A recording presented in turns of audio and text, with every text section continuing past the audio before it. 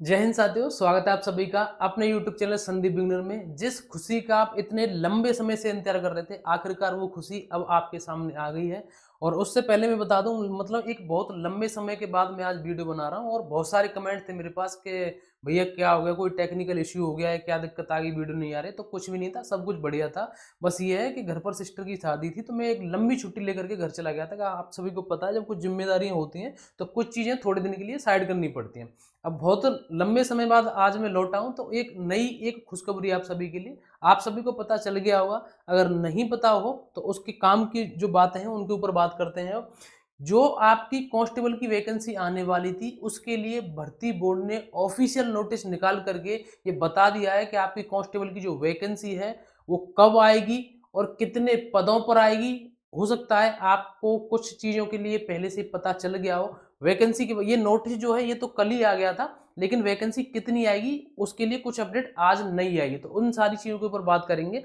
आपका किसी भी तरीके का कोई भी डाउट रहता है वीडियो के बाद, मतलब जब आप वीडियो देख लें उसके बाद आपको कोई भी डाउट रहता है, आप कमेंट करके बता देना, ठीक है। तो देखो, सबसे पहले हम बात करते हैं आपका जो नोटिस आया था। यहां पर आप देख सकते हैं कि जो आपका नोटिस आया था ये आपका ऑफिशियल नोटिस है और इसमें क्या क्या लिखा है आप आराम से यहाँ पर देख लीजिए। इसमें साफ साफ लिखा है कि आरक्षी नागरिक पुलिस और आरक्षी पीएसी, आरक्षी विशेष सुरक्षा बल जो कि एसएसएफ है, आरक्षी पीएसी महिला, आरक्षी पीएसी सशस्त्र पुलिस, जेल वार्डर एवं घुड़सवार पुलिस के रिक्त पदों के लिए विज्ञप्ति का प्रकाशन प्रचलित दिसंबर माह में, यानी कि अब आपका दिसंबर माह शुरू हो गया। और ये दिसंबर माह में कब आया, यानी कि 1 तारीख को, यानी कि कल के दिन ही ये नोटिस आया है। तो अब आपका दिसंबर के इसी महीने में आपका नोटिफिकेशन आ जाएगा। उसके ऊपर भी अभी बात करूंगा कि कब तक आपका नोटिफिकेशन आ सकता है। ये आपका ऑफिशियल जो कि आपका नोटिस है। देखो, अब उसके बाद आपके दिमाग में एक चीज चल रही होगी कि भैया ये बात ठीक है कि हमारा जो नोटिफिकेशन है वो आएगा, लेकिन वैकेंसी कितनी आएंगी? कहीं ऐसा तो नहीं, पहले वैकेंसी बता रहे थे कि 20,000 आएंगी या 20,000 प्लस आएंगी, कहीं ऐसा तो नहीं अब वैकेंसी कम हो गई हो या बढ़ा दी गई हो? तो मैं आपको एक बात बता दूं, आप सभी के लिए एक अच्छी न्यूज ये है कि वैकेंसी कम नहीं है, न जितनी बताई थी उतनी है, और उससे बढ़कर के वैकेंसी आ रही है। क्योंकि ये वैकेंसी कई महीने पहले आनी थी, ऑलरेडी वैकेंसी कुछ लेट हो गई है। तो इस वजह से आप सभी को पता है कि डिपार्टमेंट में कुछ रिटायर वगैरह भी होते रहते, तो उन सारी जो वैकेंसी को इसमें जोड़ दिया गया है। तो अगर हम कुल पदों की बात करें, नोटिफिकेशन की भी मैं अभी आपको बताने वाला हूं, उससे पहले मैं आपको बता दूं कि इसमें कुल कितने पद रहने वाले हैं। तो ये आज की ही अपडेट है, आप इसको यहाँ पर आराम से देख सकते हैं। आज की जो अपडेट है वो ये है कि इसमें जो टोटल पदों की जो संख्या रहेगी वो रहेगी आपकी 25,455। 25,455 रहेगी। आप इसमें साफ साफ देख सकते हैं, यहाँ पर लिखा हुआ है कि 25,455 वैकेंसी रहने वाली है। और इसमें दिसंबर माह में ये सीधी भर्ती की जो प्रक्रिया है वो शुरू करेगा भर्ती बोर्ड। और उन्होंने ये भी बताया है कि यहाँ पर ये जो वैकेंसी है ये आपकी पहले, मतलब ये 22,000 पदों पर होने वाली भर्ती आरक्षी नागरिक पुलिस, इस तरीके से ये होने वाली थी। लेकिन अब इसमें क्या है, देखो ये यहाँ पर साफ साफ लिख रहा है कि 8 माह की अवधि के दौरान सेवानिवृत्त हो चुके कर्मियों की संख्या को जोड़कर अब करीब 3,000 अतिरिक्त पदों को बढ़ाकर भर्ती करने की तैयारी है। यानी कि लगभग इसमें जो 3,000 वैकेंसी हैं वो इन्होंने यहाँ पर बढ़ाई है। तो इस वजह से जो टोटल वैकेंसी रहने वाली है वो आपकी 25,455 वैकेंसी रहने वाली है। यहाँ पर आप देख सकते हैं, इसमें जो आपकी पीएसी की आएगी लगभग 10,000 के आसपास वैकेंसी आएगी, इसमें 9,837 बता रखी है।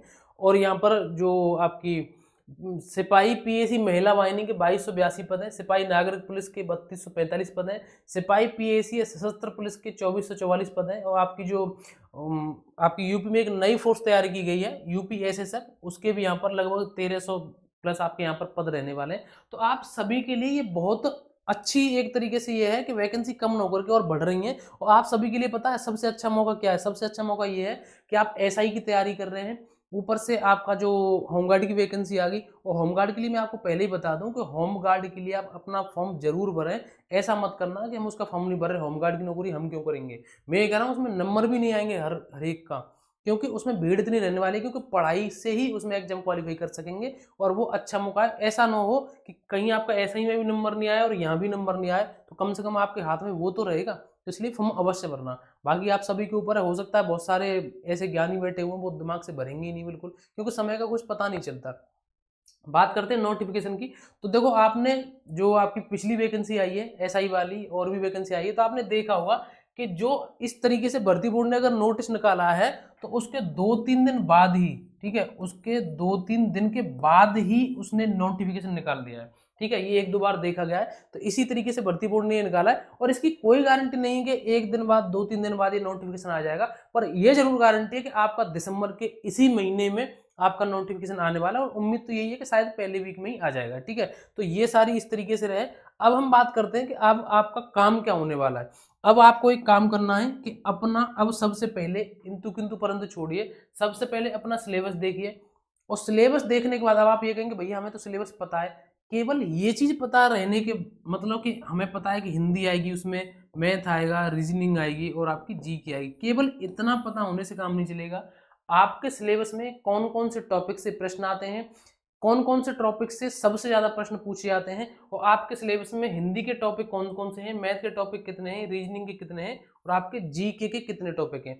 तो इन सारी चीजों का आप ध्यान रखेंगे, मैं आपसे ये उम्मीद करता हूँ। और अच्छे तैयारी करने वाले जो विद्यार्थी की यही पहचान रहती है को उसको ये भी पता रहना चाहिए कि मेरे एग्जाम में क्या पूछा जाता है, उसके साथ साथ ये भी पता रहना चाहिए कि क्या नहीं पूछा जाता है, और वो सारी चीजें आपको पता चलेंगी आपके सिलेबस को देख करके, क्योंकि आपको पता चलेगा कि सिलेबस के जीके में बहुत सारे टॉपिक ऐसे हैं ही नहीं जो दिए नहीं जाते हैं, ठीक है। तो ये सारी चीजें अब आप ये कहेंगे कि भैया सिलेबस कहाँ से देखें, कहीं ऐसा तो नहीं कुछ चेंज वगैरह, कुछ भी चेंज नहीं हो रहा, जो सिलेबस जैसे था वो वैसे ही रहेगा। आप बस इतना करिए फिलहाल कि हिंदी, मैथ, रीजनिंग और जीके को अच्छी तरीके से अपनी पढ़ाई शुरू कर दीजिए, जो पीवाईक्यू में वो लगाना शुरू कर दीजिए। और भी इस भर्ती से संबंधित कोई भी किसी भी तरीके का आपका डाउट रहता है कमेंट करके मुझे जरूर बताएं।